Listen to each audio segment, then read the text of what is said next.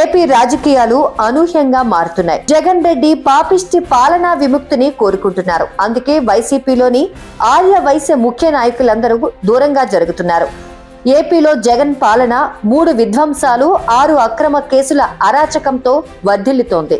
ప్రశ్నిస్తే కేసులు, విమర్శిస్తే దాడులు, నిలదీస్తే హత్యలే అన్నట్లు సాగుతున్న జగన్ రెడ్డి పాలనను సొంత పార్టీ వారే చేదరించుకుంటున్నారు.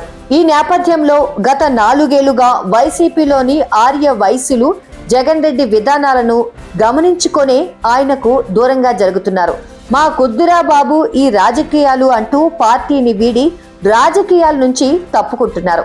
ఆ మధ్య ఒంగోలులో సుబ్బారావు గుప్తాపై దాడి, ఆ తర్వాత గిద్దలూరు ఎమ్మెల్యే రాంబాబుపై జగన్ రెడ్డి బాబాయ్ సుబ్బారెడ్డి వివక్ష వంటి ఆర్య వైశ్యుల్లో కలవరపాటుకు గురిచేశాయి. ఇలా రాష్ట్రంలో అనేక రాజకీయ పరిణామాలు ఆర్య వైశ్యులను ఆలోచింపజేస్తున్నాయి. మరోవైపు విజయవాడ వెస్ట్ ఎమ్మెల్యే వెల్లంపల్లి శ్రీనివాసరావును మంత్రి పదవి నుంచి తప్పించారు. ఆ తర్వాత రాజకీయంగా తొక్కేందుకు ఆయనకు వచ్చే ఎన్నికల్లో టికెట్ కూడా ఇచ్చేందుకు వైసీపీ విముఖత చూపుతోంది.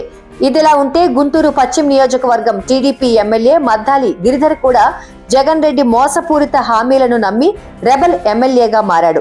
జగన్ రెడ్డి ప్రభుత్వానికి అడుగులకు మడుగులొత్తారు. చివరకు మద్దాల్ని పక్కన పెట్టి ఆ స్థానానికి మంత్రి విడుదల రజనీని వైసీపీ అధిష్టానం నియమించింది. దీంతో మద్దాలిని పక్కన పెట్టడాన్ని ఆర్య వైశ్యులు మండిపడుతున్నారు.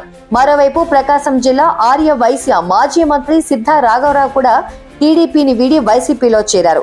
జగన్ మాటలు నమ్మి వైసీపీ చేరి చివరికి సామాజికంగా రాజకీయంగా నలిగిపోయారు. ఇవన్నీ ఇలా ఉంటే వైసీపీ ఆర్య వైశ్య సంఘం రాష్ట్ర అధ్యక్ష పదవిలో కీలక నాయకుడిగా వ్యవహరిస్తున్న బాలాజీ గుప్తా ఆ పదవికి పార్టీకి రాజీనామా చేశారు.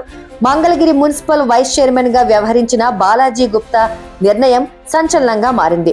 పార్టీలో ఎంతో కీలకంగా వ్యవహరించే వ్యక్తే ఇటువంటి నిర్ణయం తీసుకోవడం చూస్తే వైసీపీలో కొనసాగే ఆర్య వైశ్యులంతా ఆ పార్టీలో అంత సేఫ్ కాదన్న నిర్ణయానికి వచ్చినట్లు సమాచారం. దీపం ఉన్నప్పుడే ఇల్లు చక్కదిద్దుకోవాలన్న నేపథ్యంలోనే ఏపీ వ్యాప్తంగా ఉన్న ఆర్య వైశ్యులు ఒక్కొక్కరుగా ఇలా వైసీపీని వీడి జగన్ కు దూరంగా జరుగుతున్నారన్నది వాస్తవం.